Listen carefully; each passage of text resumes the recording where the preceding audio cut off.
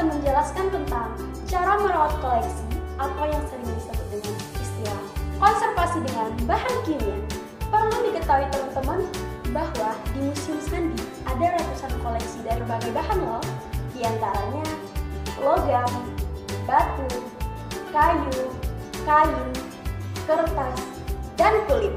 Sebelum kita belajar lebih jauh bagaimana cara melakukan konservasi, terlebih dahulu kita akan berkenalan dengan profesi konservator, yaitu salah satu profesi yang ada di dalam permuseum.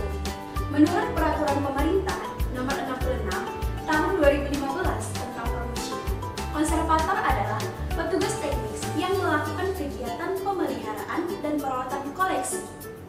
Nah, sekarang kita akan belajar cara konservasi logam dari bahan besi. Ada beberapa langkah sebelum melakukan konservasi. Sebelum melangkah lebih jauh, di tahap awal, seorang konservator akan melakukan identifikasi koleksi dan lingkungan terlebih dahulu. Hal ini dilakukan untuk mengamati keadaan awal pada koleksi dan lingkungan sekitar koleksi.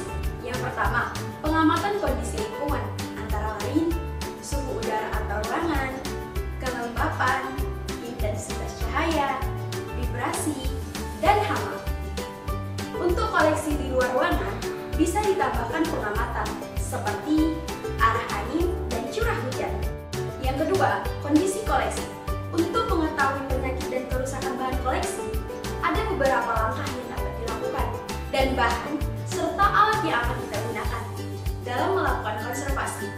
Hal penting lain yang harus dilakukan dalam konservasi koleksi adalah pendokumentasian. Sebelum tindakan, saat tindakan, dan sesudah tindakan. Setelah dilakukan pengamatan di awal, kemudian langkah yang bisa dilakukan dalam konservasi logam adalah yang pertama, pembersihan kering. Kegiatan ini dilakukan untuk membersihkan debu atau karat ringan yang menempel pada koleksi. Nah, untuk alat yang digunakan, kuas, vacuum cleaner, dan kain majun lembut. Yang kedua, pembersihan basah. Kegiatan untuk mengangkat kotoran yang tidak bisa diangkat atau tidak bisa dibersihkan dengan pembersihan kering. Nah, untuk alat yang digunakan, kain majun, kuas atau sikat lembut, dan gelas takar. Untuk bahan yang digunakan, larutan Tivol 100 ml dan Aquades 600 ml atau air dengan pH normal antara 6-7. Kedua bahan tersebut dilarutkan menjadi satu, kemudian koleksi dilap menggunakan kain yang dibasahi dengan larutan tersebut sampai secukupnya.